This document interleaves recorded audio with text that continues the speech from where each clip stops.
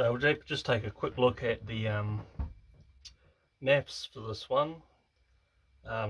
So I'm going to be drawing it in half scale, so you just got to keep that in mind when it comes to the pattern development. Right, so it says calculate the true length of the joint line. So that's that line just there, that's there to there. Obviously the true length, so we can get that from this view. So what we need to do is just consider this a triangle, straight down like this. And I'll draw a bigger one here.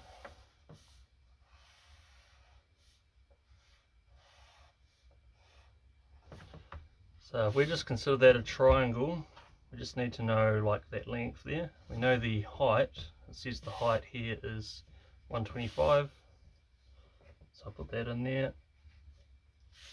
If we can know this length across the bottom, then we can figure out the length of this line using Pythagoras theorem. So if we have a look at the drawing, it's all center. So we've got a diameter here of 110, and we've got a width of 175. So whatever this distance here is going to be 175 minus 110, then divide by 2.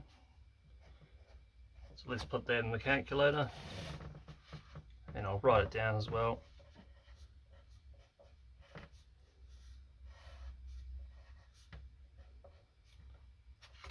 So that will be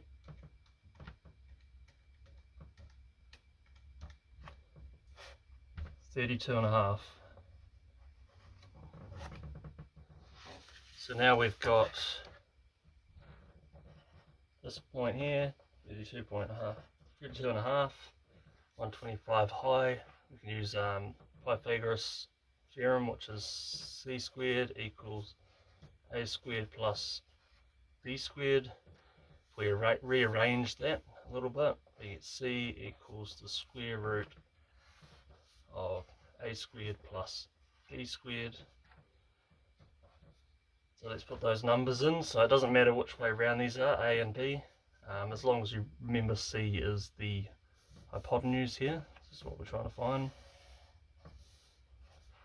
So c is equal to the square root of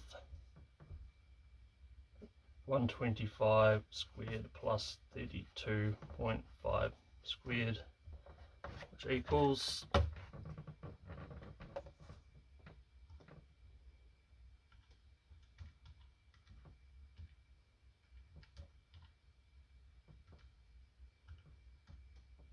129 millimeters. Let's say 0.2 if we round it up a bit. So that's the length. That's your length of your joint line there. So that's that one answered. So joint line. That's that answer there. Now we're asked to calculate the circumference length of the top circle. So that's just the length around here. So we've got a 110 diameter. So circumference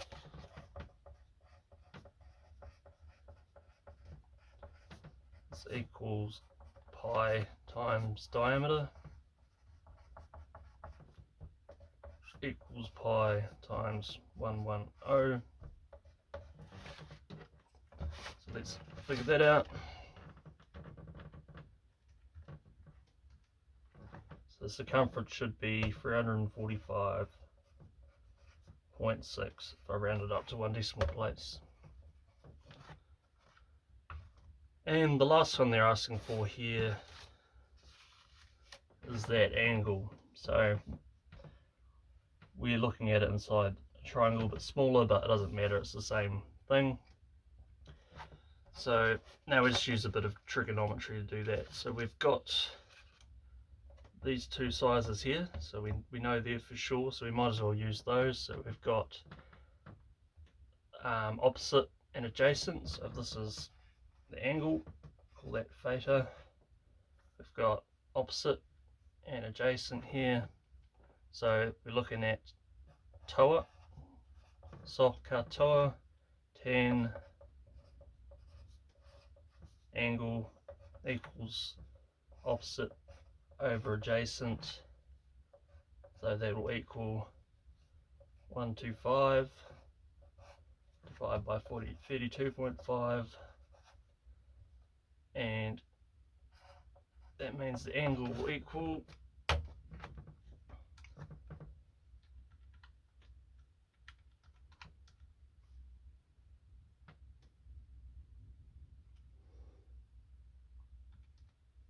75.4 degrees.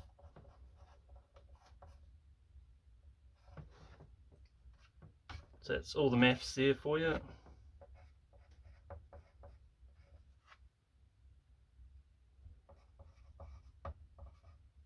You can see we've got 175 by 150, a height of 125, a top diameter of 110, and it says draw the front elevation and plan third angle projection, so that's like exactly like that, and clearly label everything. So I'm going to do this in a half scale just so I can fit it on the sheet. So I've got 175 by 150, so that's going to equal 87.5 by 75. So first thing I'll do is draw that there.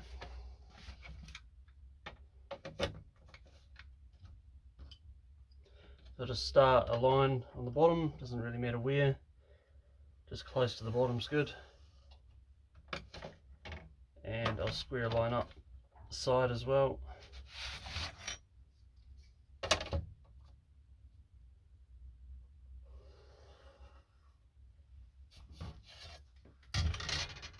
And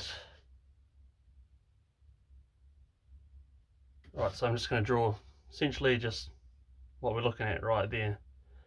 So I'm going to go 87.5.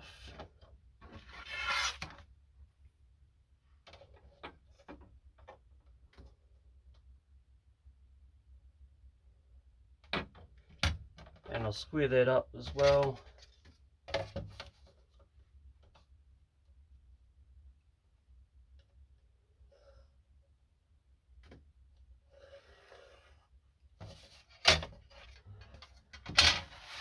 We've got a true height here of 125, so half of that is 62.5.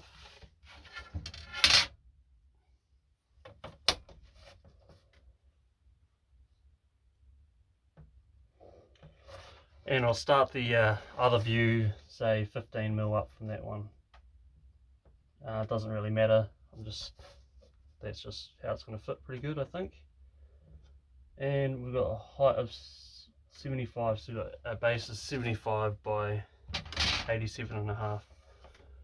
I'm just going to lightly draw this line in here and draw these ones in a bit more solid.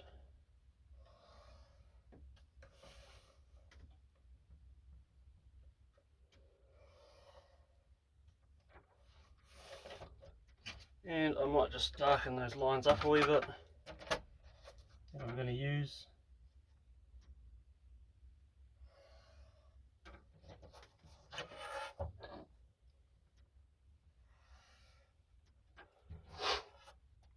Now to find the centre point, I can just do corner to corner for this one.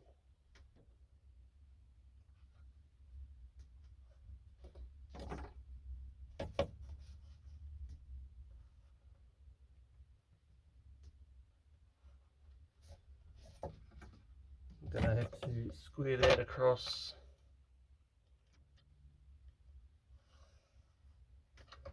And square that up.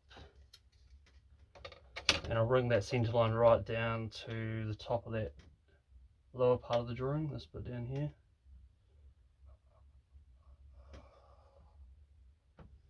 So that's the position there of the spigot. So this one has it at 110 diameter, so I'm doing half scale, so it's going to be 55. So I think about 55, half of 55 is 27.5. just going to mark the radius on here, so I've got something to do the circle to, and get the dividers out.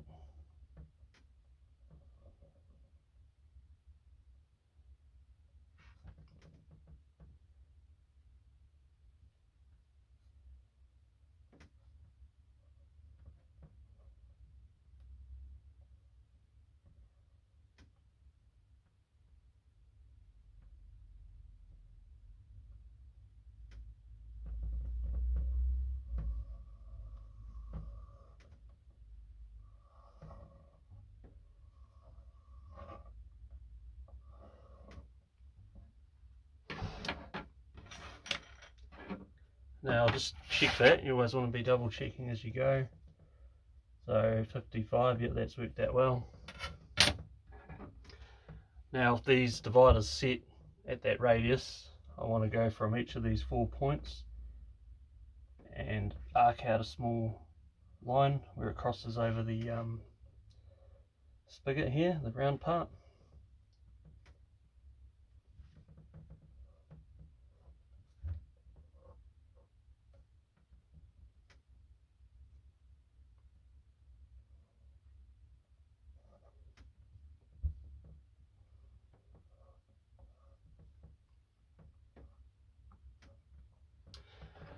So by doing that, we've got 12 segments just by using that radius there. So what I'm going to do is I'm going to go just mark the joint line here. So I'm just going to call that X and X, and I'll start at 0, work my way around anti-clockwise. 1, 2, 3.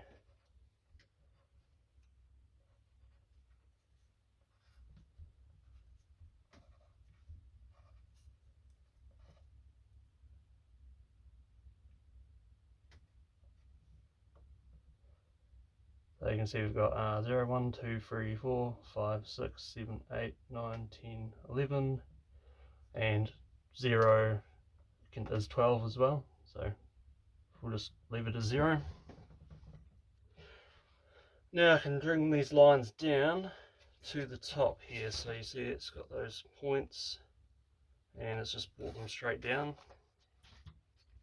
So we'll do that for these ones.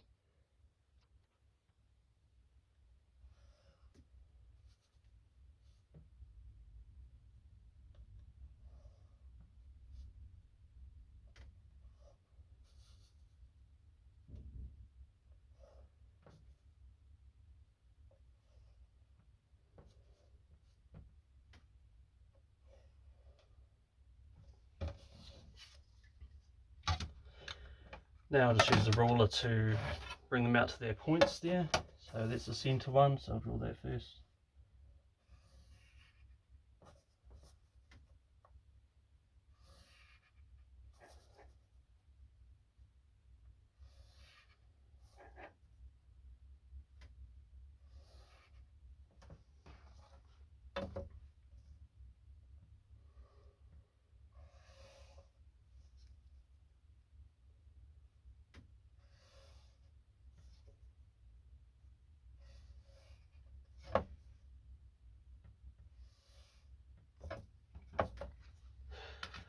And what I'm going to do here is I'm going to label these as, we'll go A, B, C, D, like that. So we'd be looking at C and D down here. And we'll draw in these lines as well. I'll just do it on the one side though, because I want to make it a bit clearer. These are the lines we're triangulating.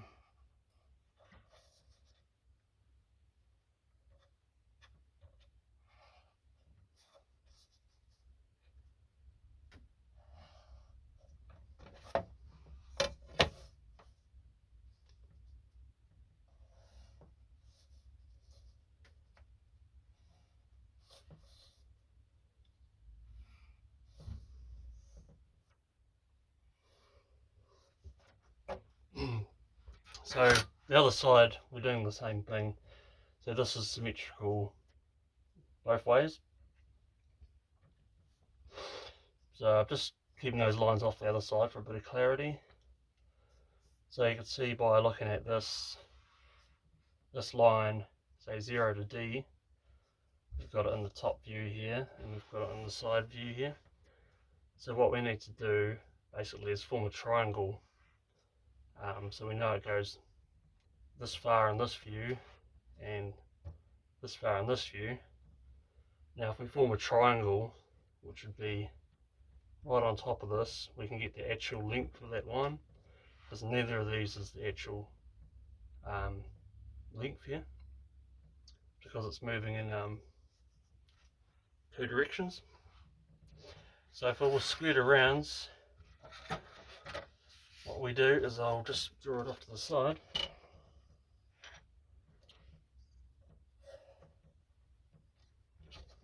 And I'll carry that line on a bit with something called a true length line. So let's write that on there.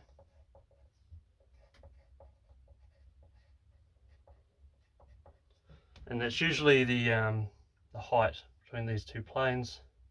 Pretty much always is, except for very rare occasions. And so to draw the pattern for this, all we need to do is find a nice clear space. I'm going to say up here somewhere. Just drawing a line. And we need to start by drawing the lines, we'll do C to D. So this should be 87.5. So I'm going to try and centralize it on this area here. So I'm going to go from that point to 87.5 for this one. And I'm going to make sure I keep labeling it as I go. See, this is your seam here. These where this X is, X to 6 and 0 to X. So it's a 2/2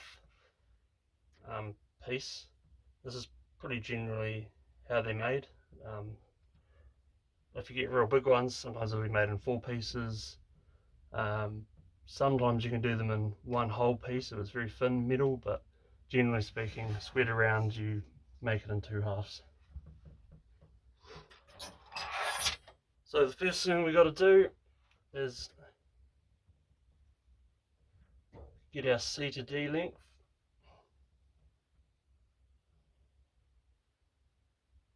Sorry, our C to 9 length. And we step it out over this true height length here. So I'll label that C9. And once you've stepped it out along this horizontal axis, you bring it from the true height out to where that meets.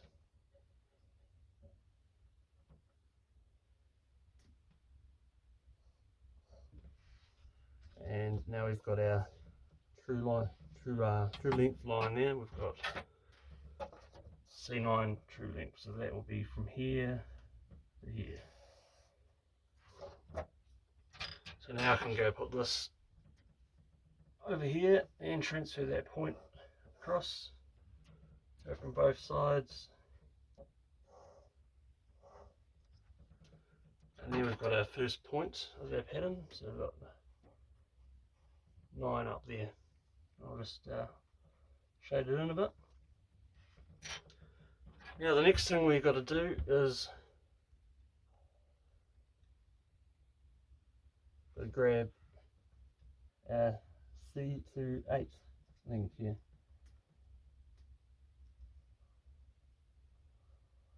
And you can see because this is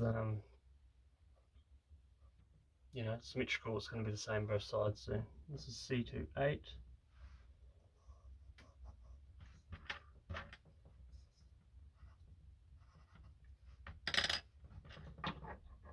Let's fill that in.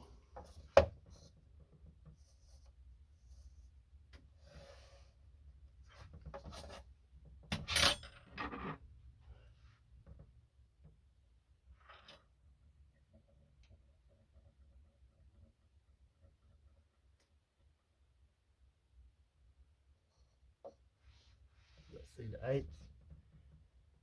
And we're just going to arc that around here.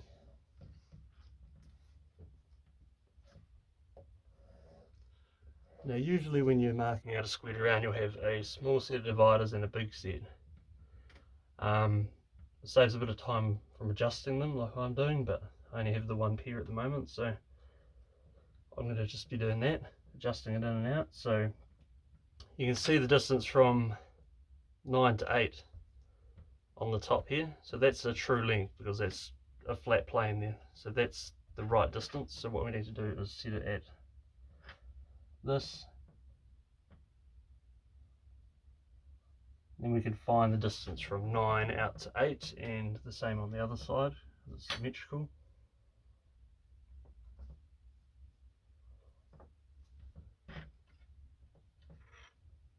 There's 8 and there's 10.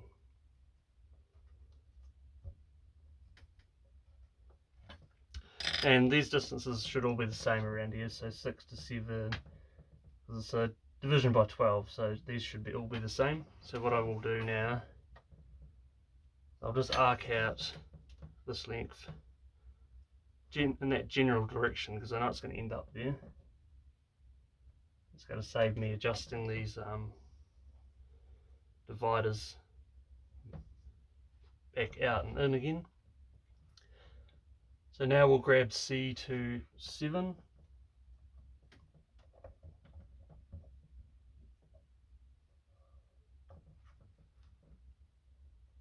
Same thing over here, step out C to 7.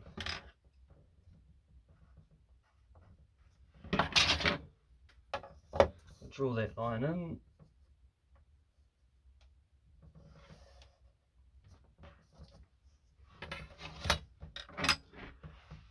And adjust the dividers back out to that.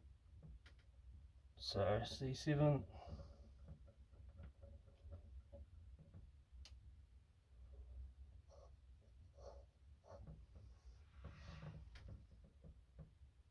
And we can do that on this side. And that on this side. And I'll highlight those in a wee bit. So there we have 7. And we have 11.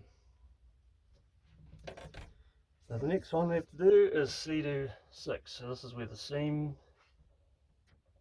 is, X to 6. So we're going up to 6.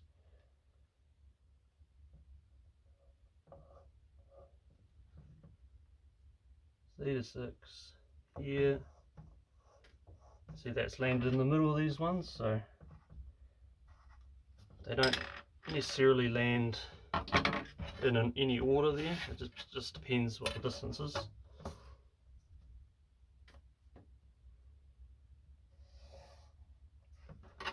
So there's our C to 6 line, so get that measurement here to here, C to 6. Now arc it out in that direction. Now just step out that distance around the circle again, so bring it in here, grab that one again.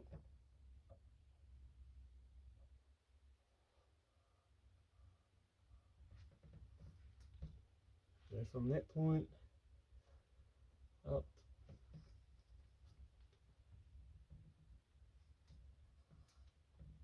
So there we have the 0.6 and the 0.0.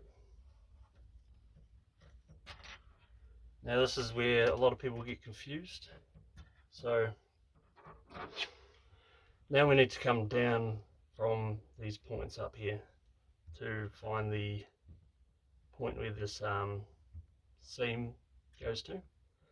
So we do a true length of 0 to X or 6 to X, depending on what one you're doing. Both the same anyway. I'll call that 0 X, and I'll draw that in as well.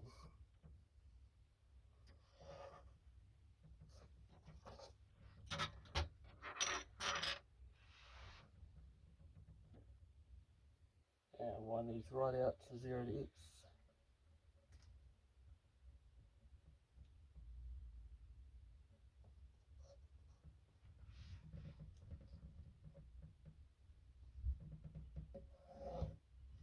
Arc it down like this.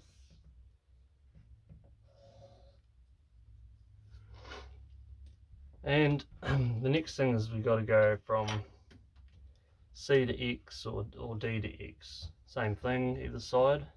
So you can just grab that off your drawing. Well, you know it's half the width anyway, so you can just measure it.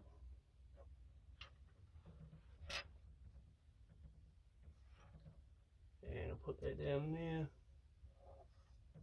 And I'll put that one down here. And I'll draw these lines in.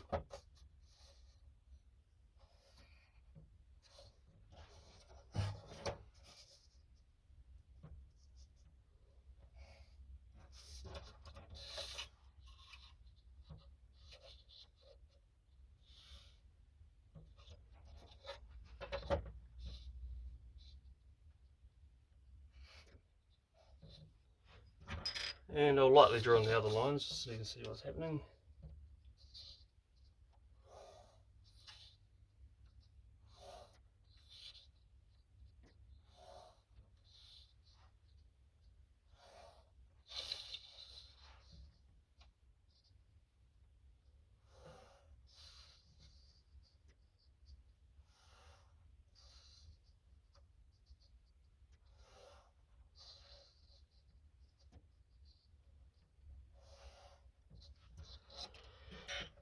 Now I just have to freehand in between these points, so just sort of lightly do it for a start, get a good idea of where it's going.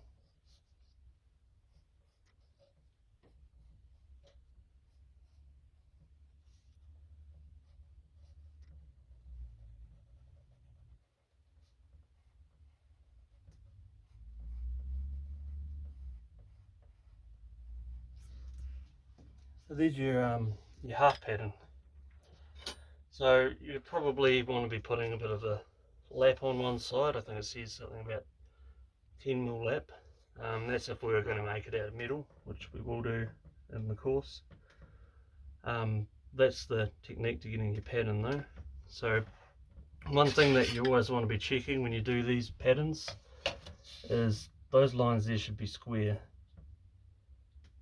So those corners there, so they should always be square. If they're not square, you're doing something wrong. So that's probably one of your main checks for this, so that's pretty good, not too bad. And what you would do is you'd cut this one pattern out, lay it down on a sheet and trace it, and then we'd have the two halves of it. So I will cut this one out and put it together to show you what it looks like, and there we go. There we have the squared around all folded up. Obviously it's a bit hard to get paper to behave for you, but it's looking down at there. There's the top round part, there's the base square, and there's the side. So we'd be forming these up probably on the pan folder.